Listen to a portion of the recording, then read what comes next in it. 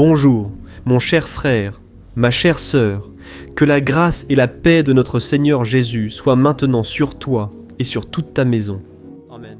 Je suis le pasteur Antonio Junior et aujourd'hui je veux partager quelque chose de très fort que Dieu a révélé à mon cœur. Je ne peux pas m'empêcher de te transmettre ce message, car je suis sûr qu'aujourd'hui Dieu va apporter la paix à ton cœur. Je sais que toi qui m'écoutes ici, très souvent, tu perds des nuits de sommeil, tu te tournes et te retournes dans ton lit, en pensant à la facture de demain, en pensant à ce rapport médical, en pensant à tant de choses que tu dois régler, tant de choses en suspens, et que beaucoup de ces problèmes, de ces préoccupations, ne deviendront même pas réalité dans ta vie. Pourtant, malgré tout, tu n'y arrives pas, et restes à te tourner et retourner comme je l'ai dit. Et là je te pose une question. Cette insomnie, cette inquiétude, est-ce que ça t'aide à résoudre le problème? Ou est-ce que ça annule simplement ce que Dieu veut faire dans ta vie, en nuisant à ce que Dieu a l'intention de faire dans ta vie? Aujourd'hui, je souhaite aborder ce sujet, car en méditant sur la Bible, en la feuilletant, en priant et en cherchant une parole, le Saint-Esprit m'a clairement montré cette inquiétude. « Frère, c'est tellement bon de voir le soin de Dieu, n'est-ce pas ?» L'apôtre Pierre dit « Déchargez-vous sur lui de toute votre anxiété, car Dieu prend soin de vous. » Alors Dieu prend soin de nous, frères. Soyons honnêtes, même en difficulté, notre nation traverse de vraies épreuves. Je sais que toi, peut-être commerçant, tu sais les acrobaties que tu dois faire pour payer tes factures. Ou toi qui es étudiant, toi qui travailles. Nous avons tous, mes frères, nos propres défis. Et c'est pour cela qu'on ne doit jamais se comparer aux autres. Parce que chacun est sur son propre chemin. Chacun sait combien de lions il doit abattre chaque jour. Ce n'est pas comme ça. Mais la parole de Dieu a toujours une réponse pour notre cœur. C'est pour cela que, ici sur ma chaîne, j'apporte toujours un enseignement basé sur la Bible. Les suppositions ne servent à rien. Je cherche à apporter un enseignement de l'Évangile, sans parler de religion, sans perdre de temps à parler de choses futiles ou, à créer des polémiques. Je veux apporter ici un enseignement qui va changer ta vie. Mais avant de te changer toi, la parole est d'abord passée par moi. Tu es d'accord? Ici, Dieu m'a toujours beaucoup parlé. Je remercie le Seigneur, car l'eau vive du Saint-Esprit jaillit du trône de Dieu. À travers ce ministère, frère, cela fait plus de 12-13 ans que je suis ici, à évangéliser, à parler de l'amour de Dieu. Cet amour qui m'a touché et qui continue de me toucher jusqu'à aujourd'hui. Parce que lorsque je regarde à la miséricorde de Dieu pour l'aimer, il m'a aimé et il m'aime. Frère, je me sens gêné, c'est vrai, parce que je sais que je ne le mérite pas. J'ai déjà donné beaucoup de raisons à Dieu d'abandonner, mais il insiste pour m'aimer. Il en est de même pour toi, Dadama. Et bien sûr, l'obéissance attire les bénédictions. Et quand Dieu te demande de renoncer à quelque chose, ce n'est pas parce qu'il veut gâcher ton plaisir, mais parce qu'il veut te donner le vrai plaisir de la vie, qui est de marcher avec Jésus, de marcher avec Dieu. Frère, c'est la plus grande joie. C'est là que nous sommes libres. Les gens dehors nous regardent et pensent comme ça. Oh là là! Fulano est en train de mourir car il ne boit pas, ne fume pas, ne couche avec personne, prie et veut se marier. Les gens ne comprennent pas, frère. Et ce n'est pas pour comprendre, car la Bible dit que l'homme naturel ne comprend pas les choses de l'esprit, les choses spirituelles. Je me souviens qu'une fois je demandais à Dieu, n'est-ce pas, pour une épouse. Et je priais beaucoup et je disais aux gens que Dieu allait me donner un mariage béni. Je prophétisais, mes frères. Et c'est peut-être ce qui te manque. Prophétiser contre les circonstances, contre la montagne devant toi.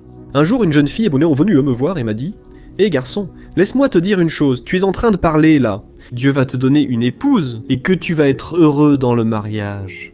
Et que tu te gardes sexuellement pour le mariage. » Et elle a dit comme ça « Et si Dieu ne te fait pas te marier ? Et si tu as 50 ou 60 ans et que tu n'es pas marié, comment ça se passe ?» J'ai dit « Écoute, malheureusement, je vais devoir m'abstenir des plaisirs charnels.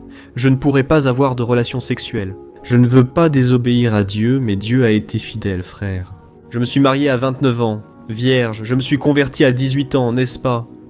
Donc Dieu m'a soutenu pendant tout ce temps. Bien sûr, je sais qu'il y a des personnes qui, malheureusement, ont commis le péché en dehors du mariage, avant le mariage. Mais la bonne nouvelle est là.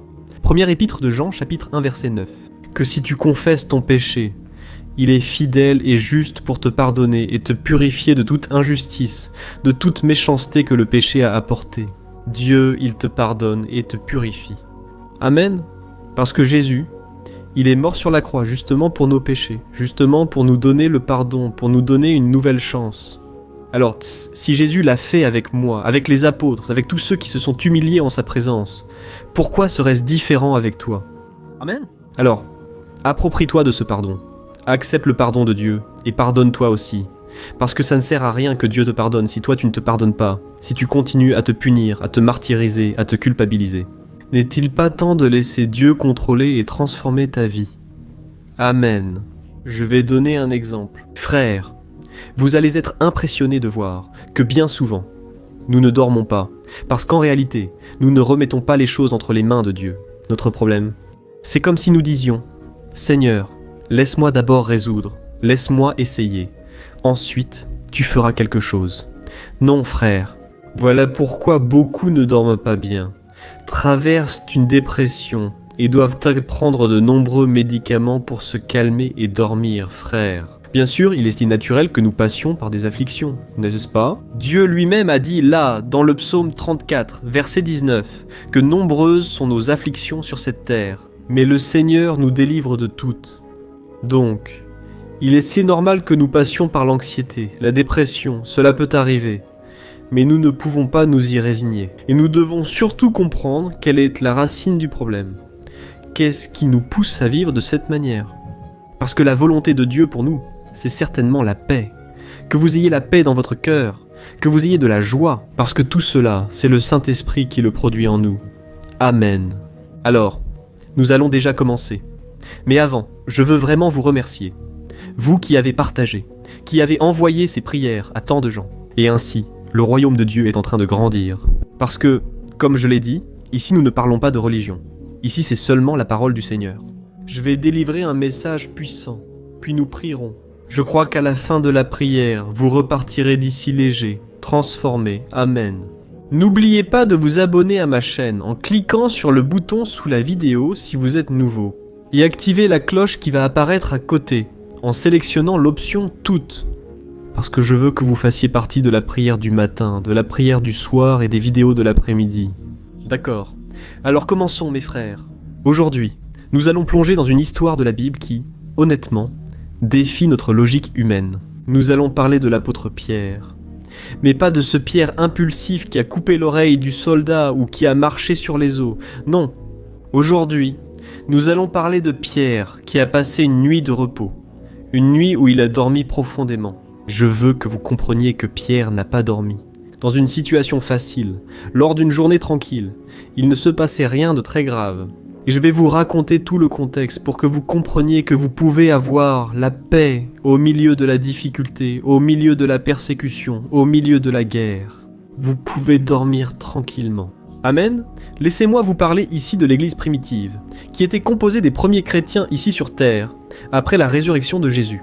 Elle était très persécutée. Et ce n'était pas une persécution où quelqu'un disait du mal d'eux au travail, où quelqu'un les critiquait, non, c'était une persécution de vie ou de mort. C'est parce que le roi Hérode voulait gagner en popularité auprès des chefs religieux. Et tu sais ce qu'il a fait? Il a ordonné de tuer Jacques par l'épée, parce que tu sais que les chefs juifs, ils ont ordonné la crucifixion de Jésus avec la population. Et après que Jésus soit ressuscité, ils ont continué à persécuter tous ceux qui essayaient de parler de Jésus. Alors, le roi Hérode, il a ordonné de tuer Jacques par l'épée. Et rappelons que Jacques était l'un des 3 disciples les plus proches de Jésus, et qu'il était maintenant mort. Et la Bible raconte que lorsque Hérode s'est rendu compte que cela plaisait à tout le peuple, il a aussi fait arrêter Pierre, frère. Le plan était très clair. Pierre serait le prochain à mourir, et l'exécution était prévue après la Pâque. Alors, Pierre se trouvait dans ce qu'on appelle le couloir de la mort, pour ainsi dire, n'est-ce pas? La sentence était déjà pratiquement prononcée, et c'était donc la dernière nuit de Pierre. Le lendemain, il serait exécuté publiquement. Frère, pouvez-vous imaginer cela? A opressão espiritual. Mais je veux vous lire ce qui est écrit dans Actes chapitre 12, versets 1 à 7. Soyez attentifs à ce que dit la Bible. C'est écrit ainsi, d'accord? À cette époque, le roi Hérode Agrippa commença à persécuter violemment certaines personnes de l'Église. Il fit tuer Jacques, le frère de Jean, par l'épée, et quand Hérode vit que cela plaisait aux Juifs, il fit aussi arrêter Pierre pendant la célébration de la fête des pains sans levain. Et ensuite, il le jeta en prison, sous la garde de 4 escouades, chacune composée de 4 soldats. L'intention d'Hérode était de présenter Pierre aux Juifs pour un jugement public. Après la Pâque, tandis que Pierre était en prison, l'Église priait ardemment Dieu pour lui. Et, la nuit précédant le jugement de Pierre, il dormait profondément, enchaîné entre 2 soldats, 2 chaînes aux poignets, tandis que d'autres gardaient la porte de la prison. Soudain, une lumière intense brilla dans la cellule, et un ange du Seigneur apparut. Il toucha le côté de Pierre pour le réveiller et dit rapidement « Lève-toi !» Et les chaînes tombèrent des poignets de Pierre. Amen, frère? Regardez comme c'est fort ici, laissez-moi vous expliquer.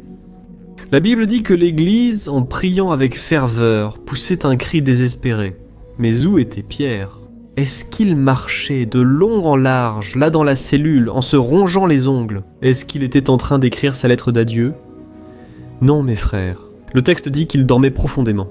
Maintenant, réfléchissez avec moi à une chose. Pierre était emprisonné entre 2 soldats, enchaîné, et normalement, dans ces prisons romaines, être enchaîné à un garde était déjà terrible, parce qu'au moindre mouvement du garde, il tirait le bras du prisonnier. Mais Pierre, frère, était entre 2 hommes, et il y avait encore d'autres gardes à la porte. Autrement dit, c'était un scénario de sécurité maximale. Il était impossible de s'évader.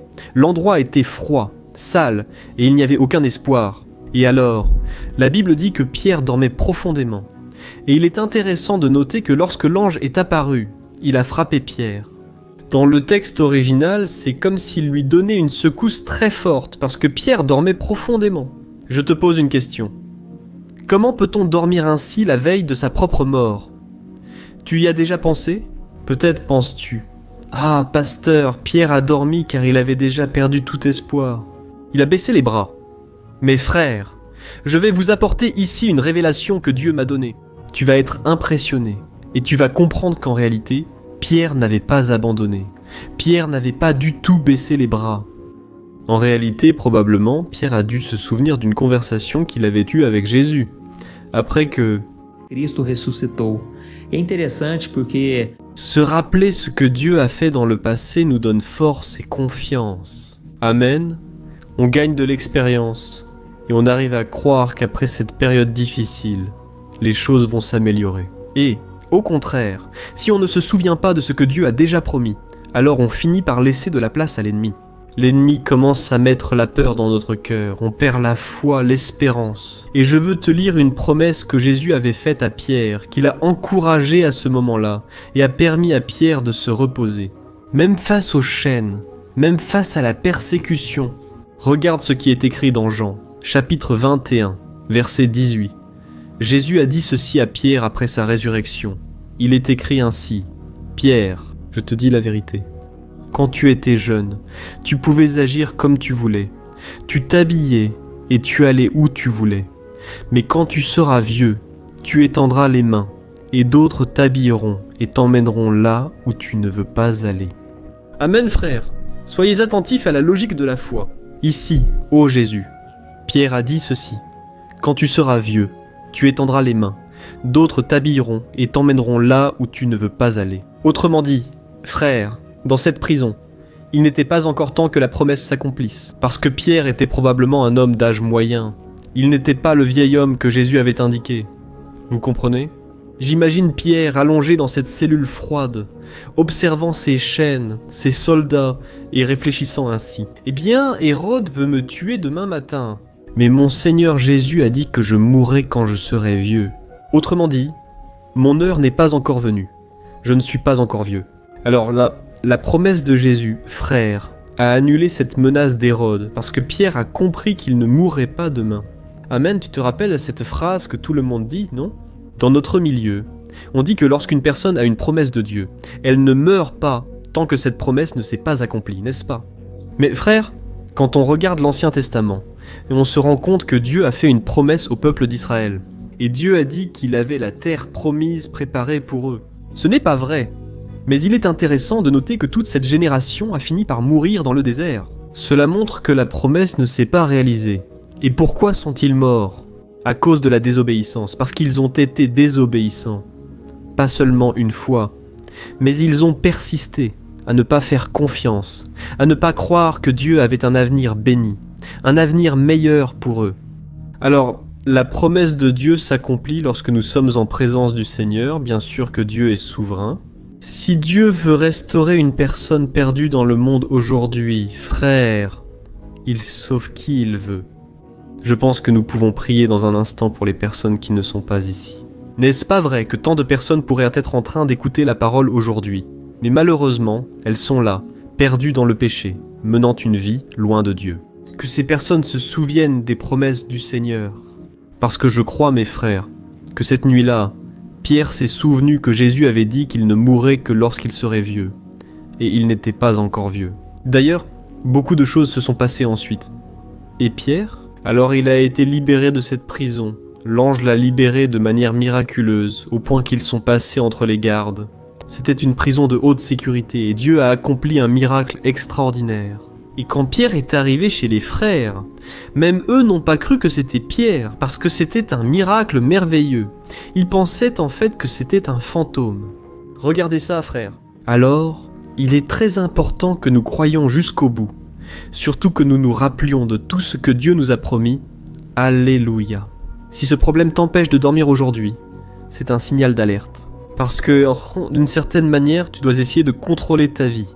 Tu dois essayer de tout résoudre par ta propre force. Et c'est pour ça que tu es si fatigué, c'est pour ça que tu es épuisé. Mais le Seigneur Jésus lui-même a dit « Venez à moi, vous tous qui êtes fatigués et chargés, et je vous donnerai du repos pour votre vie. » Amen, gloire à Dieu. Écrivez ici dans les commentaires si l'Esprit Saint de Dieu parla à votre cœur. Je sais que beaucoup d'entre vous traversent un désert.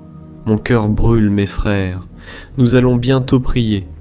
Je veux vraiment que Dieu t'apporte du soulagement, que Dieu te fortifie, qu'il t'encourage à avancer. Gloire à Dieu. Et avant que nous fassions la prière, frères, je veux aussi partager encore une parole que Dieu a mise dans mon cœur, qui montre à quel point Dieu est puissant. Tu te souviens de Daniel dans la fosse aux lions? Je sais que tout le monde connaît cette histoire, n'est-ce pas? Mais les détails passent souvent inaperçus. Et je veux te rappeler qu'à cette époque, c'était le roi Darius qui régnait. Et il aimait bien Daniel, tu sais. Mais il a été manipulé pour signer un décret qui condamnait Daniel à mort. Et alors, Daniel a été jeté dans la fosse et le roi est retourné dans son palais. Et regarde ce qui s'est passé cette nuit-là. Quand Daniel a été jeté dans la fosse aux lions et que le roi a essayé de dormir. Regarde ce qui est écrit dans Daniel chapitre 6, versets 16 à 22. Il est écrit ceci. « Oh, le roi donna l'ordre que Daniel soit arrêté et jeté dans la fosse aux lions. Le roi lui dit « Que ton Dieu, que tu sers fidèlement, te délivre. » Alors, on apporta une pierre et on la plaça sur l'ouverture de la fosse. Le roi scella la pierre avec son anneau et avec les anneaux de ses nobles, afin que ninguém pudesse resgatar. Daniel, le roi, retourna dans son palais et passa la nuit à jeûner. Il ne voulut aucun de ses divertissements habituels et ne put dormir de toute la nuit. Le matin, de bonne heure, il se leva et se rendit en hâte à la fosse aux lions. Lorsqu'il arriva, il cria avec angoisse « Daniel, serviteur du Dieu vivant, le Dieu que tu sers si fidèlement a-t-il pu te délivrer des lions ?» Et Daniel répondit que le E viva para sempre. Dieu a envoyé un ange pour fermer la bouche des lions, de sorte qu'ils ne m'ont fait aucun mal, car j'ai été trouvé innocent aux yeux de Dieu. Je n'ai rien fait non plus contre vous, ô roi. Voyez mes frères, avez-vous remarqué la différence? D'un côté, le roi Darius, alors l'homme le plus puissant de la terre, dans son palais royal. Essayez d'imaginer le lit de luxe qu'il avait, des draps en lin. Il avait tout en sa faveur. Mais la Bible dit qu'il n'a pas réussi à dormir de toute la nuit. Autrement dit, il était angoissé. Il a fait ce jeûne parce qu'il était inquiet en réalité. Et de l'autre côté, il y avait Daniel, un prisonnier, un condamné à mort. Il était dans une fosse sale, entouré de lions affamés, qui certainement n'avaient pas mangé depuis de nombreux jours pour qu'ils deviennent plus féroces. Il est encore évident que Daniel serait mort à ce moment-là. Mais quand le roi arrive le matin en criant, Daniel répond avec un calme impressionnant. « Alléluia, frère !» C'est la réponse de Daniel. Elle nous montre clairement. Il était en paix, en parfaite paix, et en même temps, le roi, qui avait tout le confort du monde. Il vivait l'enfer dans son esprit. Et vous savez ce que cela nous enseigne, que la véritable paix, ela não vem da ausência de problema, des persécutions. Les lions ici représentent tout ce qui est mauvais contre nous, le diable, les tentations. Frères, nous pouvons traverser tout cela, et pourtant être en pleine paix. Alléluia à la paix. Elle ne dépend ni d'un compte en banque bien rempli, ni de l'absence de problèmes de santé dans la famille. La paix vient avec la présence de Dieu à nos côtés, même au milieu du problème. Il est intéressant de noter que l'inquiétude du roi n'a fermé la gueule d'aucun lion. Ce qui a sauvé Daniel, c'est sa confiance dans le Dieu vivant. Alléluia. Et peut-être que tu es en train de penser là, pasteur, mais Daniel était spécial, n'est-ce pas? Dieu avait un plan dans la vie de Daniel, mon cher, ma chère, toi aussi tu es spécial. Dieu a aussi un plan pour ta vie, et le principe est le même. Ton insomnie, ton inquiétude, ton désespoir ne vont pas guérir ta maladie, et ne vont pas non plus payer ta dette. La seule chose que l'inquiétude excessive fait, c'est de te voler la force dont tu as besoin pour affronter les défis. Amen. Tu comprends ce que je veux dire, et ici je dois aborder un point très sérieux. Maintenant. Parfois on pense qu'être chrétien c'est juste aller à l'église, c'est ne pas faire de mauvaises choses que les gens pourraient remarquer. Mais frère, le manque de confiance, le manque de foi déguisé en inquiétude, c'est aussi quelque chose que nous devons traiter. Parce que Jésus nous a dit de ne pas nous inquiéter pour quoi que ce soit. Et quand on laisse l'anxiété dominer notre vie, nous sommes en train de reconnaître que Dieu n'est pas suffisant, que Dieu n'est pas puissant, qu'il n'a pas le pouvoir de changer notre situation. Alors, je veux te poser une question ici. Quelles sont les promesses que Dieu t'a faites dans le passé? Quelle a été la parole que Dieu t'a donnée? Quand le Seigneur a-t-il touché ton cœur? Dieu a-t-il promis de veiller sur ta famille? Pourquoi paniques-tu en pensant que ton fils n'a plus de solution? Pourquoi passes-tu ton temps à dire à tout le monde que ton problème est trop grand? Si Dieu a dit dans la Bible que ses enfants ne mendieront pas leur pain, pourquoi penses-tu que tu vas avoir faim demain? Réfléchissez, frères. Nous devons recommencer à croire aux promesses de Dieu. Amen, reposez-vous, frères. C'est un exemple clair que nous faisons confiance à l'amour de Dieu, à sa sollicitude envers nous. Alors, je veux te lancer un défi aujourd'hui pour que tu changes ton attitude. Ce soir, si tu vas te coucher et que le sommeil ne vient pas, que tu te tournes d'un côté puis de l'autre, commence à prier, commence à dire « Dieu, ne me laisse pas passer une nuit de plus sans sommeil. Seigneur, ne me laisse pas continuer comme ça. Je veux avoir confiance en ta puissance, en ton amour. Priez plus, inquiétez-vous moins, mes frères.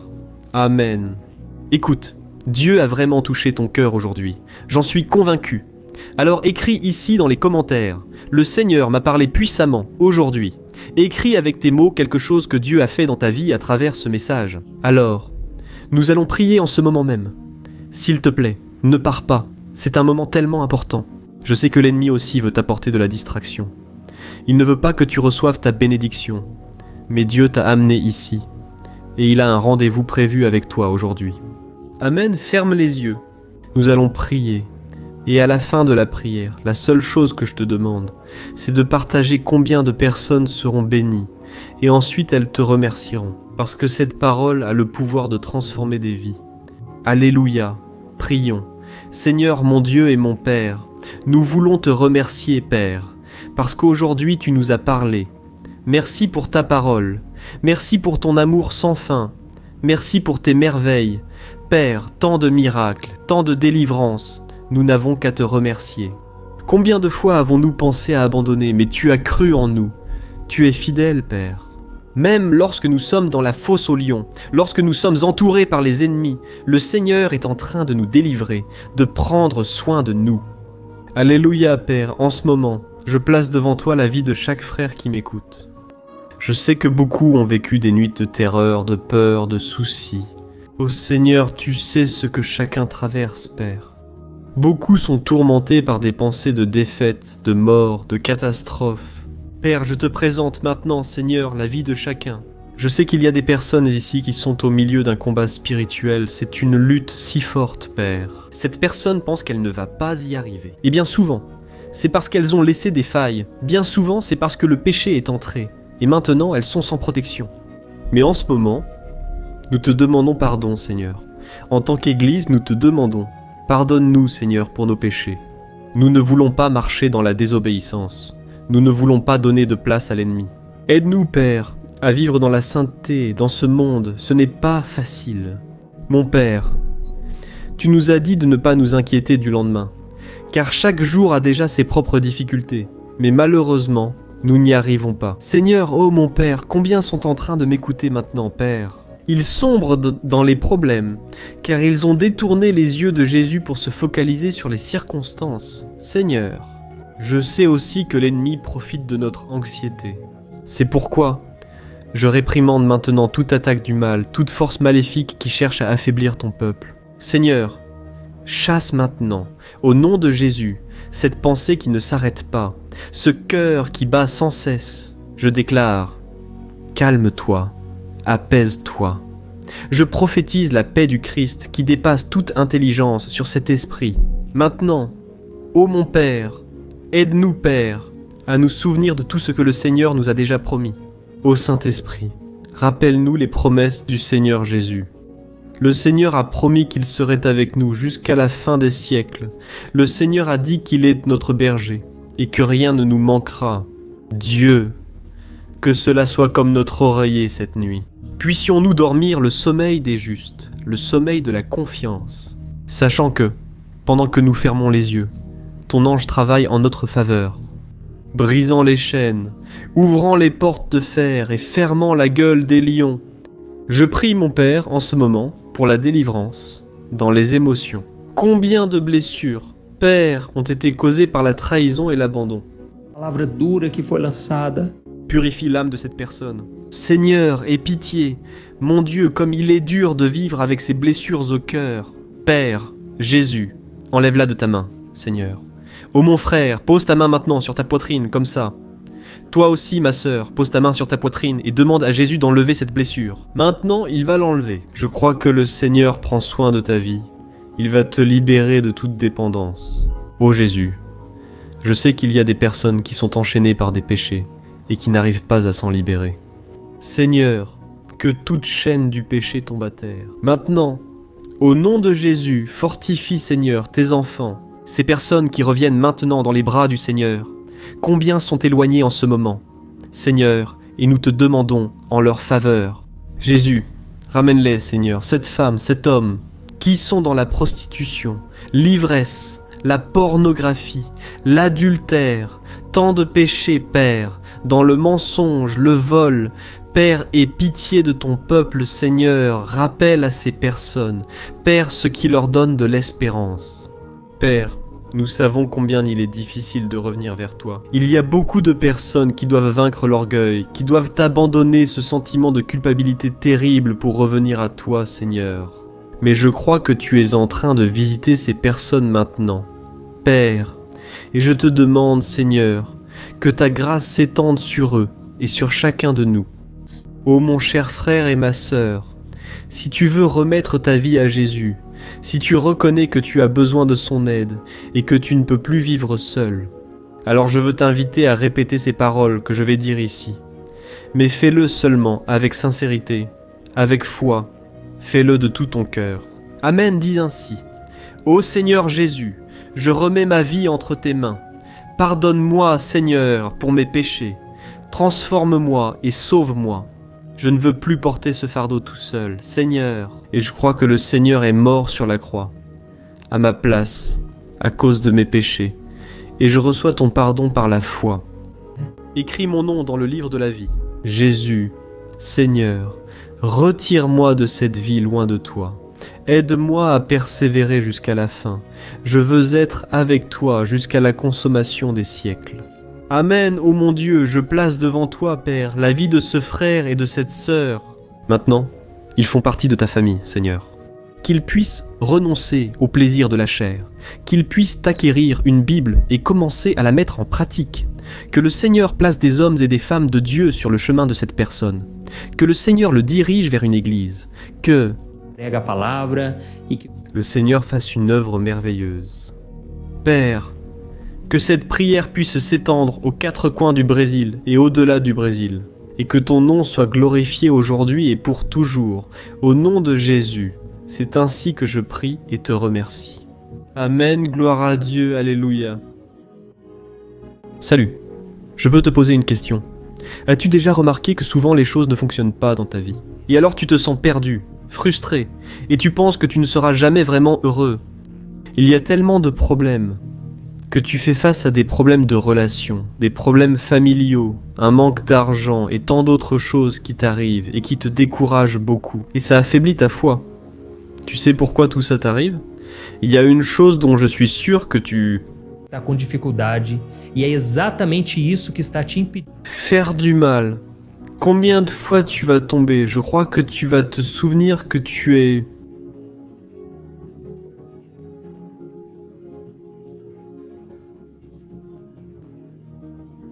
Perdido e frustrado. Por isso eu quero te contar. Langue de fesses, je veux déjà. Pas de contrat de foi. Et elles parviennent à grandir spirituellement. Elles améliorent leurs relations. Et leur vie est devenue beaucoup plus heureuse et bénie. J'ai déjà traversé tout ce que tu vis aujourd'hui. Et je connais l'ampleur de ta douleur. Moi aussi je me sentais complètement perdu. Je savais que je devais prier davantage, que je devais lire la Bible.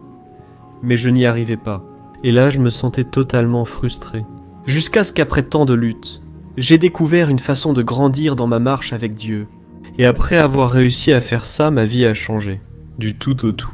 La transformation a été si grande qu'aujourd'hui, je parviens à aider des milliers et des milliers de personnes chaque jour. C'est pourquoi je veux que tu prennes un engagement, d'abord avec toi-même et aussi avec Dieu, que tu vas suivre tout ce que je vais te dire dans cette vidéo, d'accord ? La première chose que tu dois faire, c'est prier et lire la Bible de la bonne manière, pour qu'elle entre dans ton cœur et apporte le changement que tu désires tant, et qu'elle change aussi ton comportement. Je sais que souvent tu ne sais pas comment agir, parce que ton cœur est très triste, affligé, angoissé et perdu. Je sais aussi que souvent tu es frustré parce que tu n'as pas la force d'aller de l'avant. J'ai vécu ainsi pendant des années, donc je comprends. Jusqu'à ce que je commence à voir. A palavra de Deus de uma forma simples e prática. Et ce parcours a transformé ma vie à tel point qu'aujourd'hui je suis ici, aidant des milliers de personnes à trouver la paix, l'harmonie et une direction. Frère, je ne pouvais pas garder cela seulement pour moi. Je ne pouvais pas garder cette connaissance pour moi. Et c'est pourquoi j'ai écrit 3 livres qui sont la base pour que vous appreniez cette façon simple et pratique de chercher Dieu et d'obtenir des résultats dans votre vie. Le premier livre est « Le moment avec Dieu ». Il va nourrir votre esprit de telle manière que vous ressentirez un très grand désir de chercher Dieu. Dans ce livre, vous allez comprendre la parole d'une manière très simple et cela va renforcer votre foi en lui. Vous allez lire un message pour chaque jour de l'année, en rappelant que tous ces messages sont divisés par thème, pour que vous puissiez aller directement à cette parole dont vous avez tant besoin. Et le deuxième livre, c'est Vie de prière. Ce livre va changer vos sentiments, il va guérir vos émotions, il va donner une direction à votre vie. Vous allez remarquer que votre quotidien sera beaucoup plus léger, parce que la prière apaise notre cœur, elle soulage notre âme. Amen. Et dans ce livre aussi, vous trouverez une prière pour chaque jour, et elles sont toutes également classées par thème. Par exemple, il y a une prière pour l'anxiété, une prière pour la dépression, une prière pour l'angoisse, le sentiment de culpabilité. Vous qui devez prendre une décision aujourd'hui, enfin, toutes ces prières vont vraiment vous fortifier dans votre marche avec Dieu. Et, enfin, il y a le livre Minutes de paix. C'est le livre qui va changer vos attitudes et il va vous guider pour que vous ne vous sentiez plus jamais perdu. D'accord, le livre Minutes de paix. Il vient avec des tâches faciles et rapides à mettre en pratique dans votre quotidien. Après tout, la Bible dit que la foi sans les œuvres est morte. Amen. Et comme je veux que vous ayez tous accès à cette nourriture spirituelle quotidienne, je mets ces 3 livres à disposition au format numérique, pour que vous puissiez y accéder où que vous soyez, que ce soit sur votre téléphone ou sur votre ordinateur. Et tout cela, frère, à un prix abordable. Et vous contribuerez également pour que notre ministère atteigne encore plus de personnes avec le message de l'Évangile. Accédez simplement au site .journéedelafoi.com.br affiché ici à l'écran, ou alors Vous allez cliquer maintenant sur le lien qui se trouve juste ici, en dessous de la vidéo, dans la description. D'accord, c'est très rapide, c'est sécurisé, et vous allez recevoir tout de suite mes 3 livres numériques dans votre email, pour que vous puissiez commencer votre transformation dès aujourd'hui, d'accord ? Alors cliquez sur le lien qui se trouve juste ici en dessous de la vidéo, et que Dieu vous bénisse puissamment. Je vous embrasse fort.